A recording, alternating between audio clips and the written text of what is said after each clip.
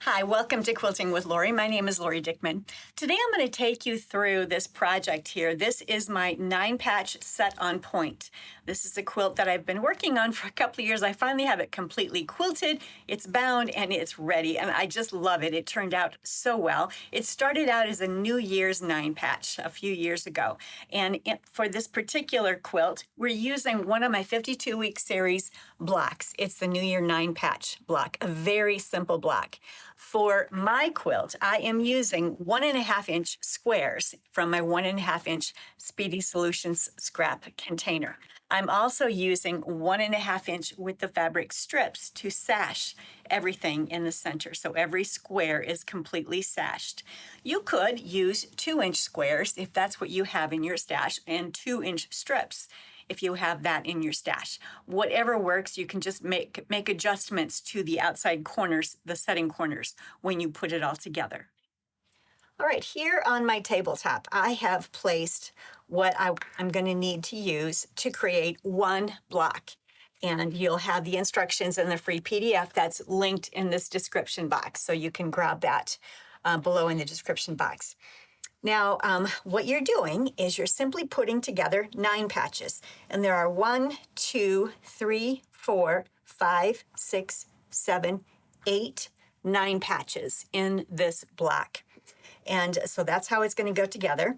What I chose then, since I'm using 1.5-inch squares from my stash, I had to choose then, once they were finished, they're going to end up being 3.5-inch unfinished 9 patches. So my corresponding rectangles are 3.5-inch wide by 6.5-inch subcuts.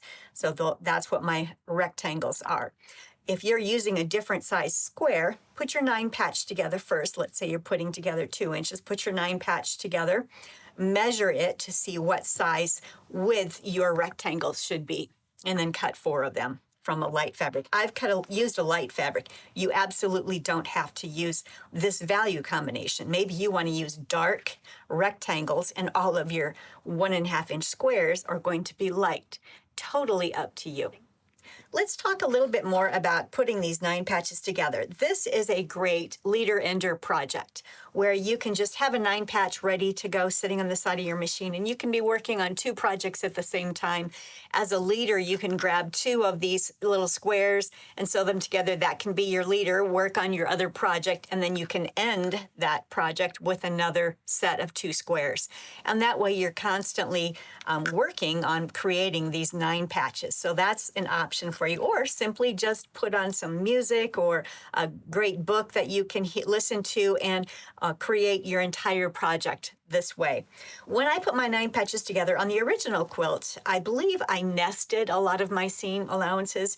However, I highly recommend anymore that, especially when you're working with little projects that have lots of seam allowances, and there are lots of seam allowances in these tiny little squares, they have to square up to 3.5 inches. So I highly recommend that you press your seams open, as you can see here. By doing that, every one of those corners where the intersections where all those seams are, it is really, really nice and flat. You're not going to run into all kinds of bumps and break needles when you're quilting that. So I highly recommend that you open these seam allowances on every 9 patch just like that and put them together. And I did mine in assembly line where I was sewing them all together at one time. And then I snipped the threads so that I could actually press the seam allowances open.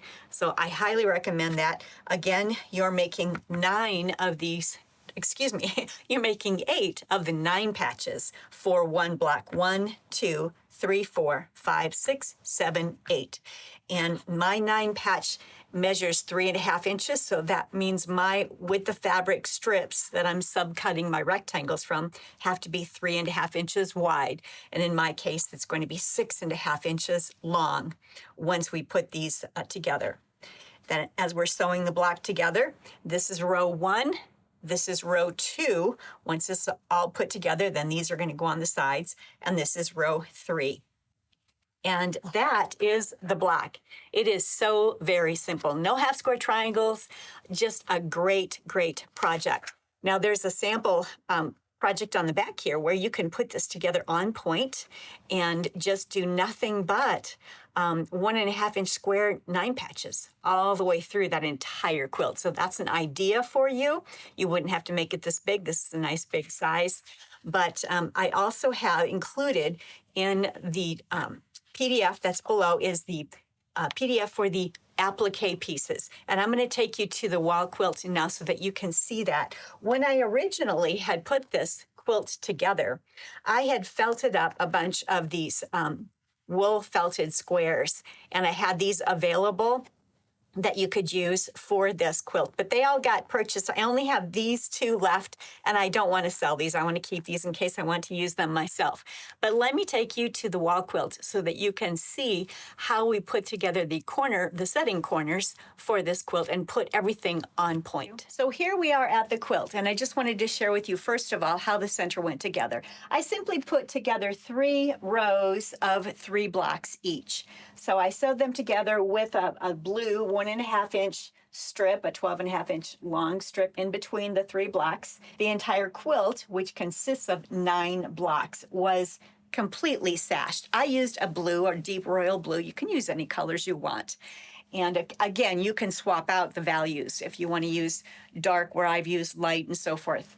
But that's how I've done the blocks, and they're all set on point. Then to obtain my my setting corners, the simplest way to do it is to take 30-inch squares, cut them once on the diagonal. You'll need 2 30-inch squares cut once on the diagonal to obtain your 4 outer setting corners.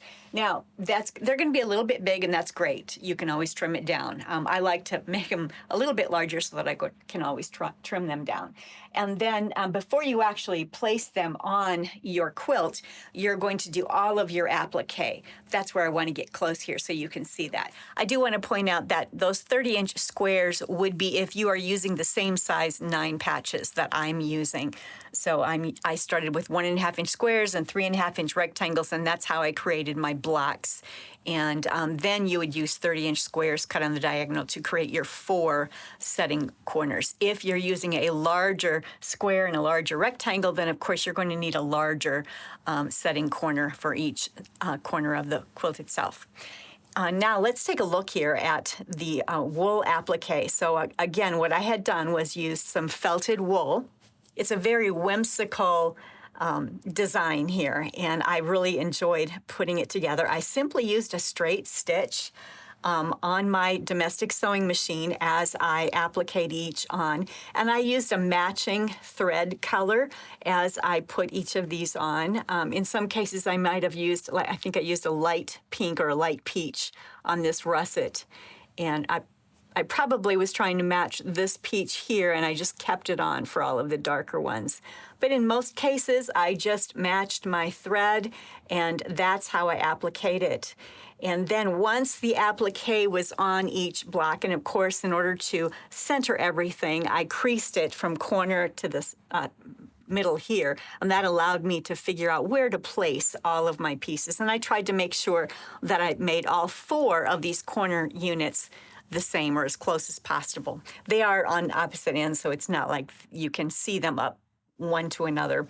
Now, the quilting has been done on my long arm. I do like to do hand-guided free motion quilting. I don't have a computerized long arm. So I've tried to bring you closer here so you can kind of see. I started out with an echo stitch all the way around each of these elements, and I just basically continued echoing all the way to the very ends of the setting corners. That's what I did for the applique sections. For the border here, let me move this over just a little bit so you can see that. For the border and even for every single 9-patch block, I simply did an X here. Here it's a very simple way to quilt it is just making these diagonal lines here and then coming back up, so you don't even have to break thread. That's how I did it along the borders. And of course, I did a stitch in the ditch around the outside edge. Now let's go to the center so you can see that. All right, I think you're close enough here that you'll be able to see. What I have done here is I've continued with that X in the 9-patch, just a simple X within the 9-patch. But what I did was I brought that X throughout that entire section there. So there's an X here, an X here, an X here, and an X there. And you can do each section at a time so you're not having to break thread. And then you can travel over and continue and just keep on doing that. It's a great way to quilt a nice large block without having to break thread.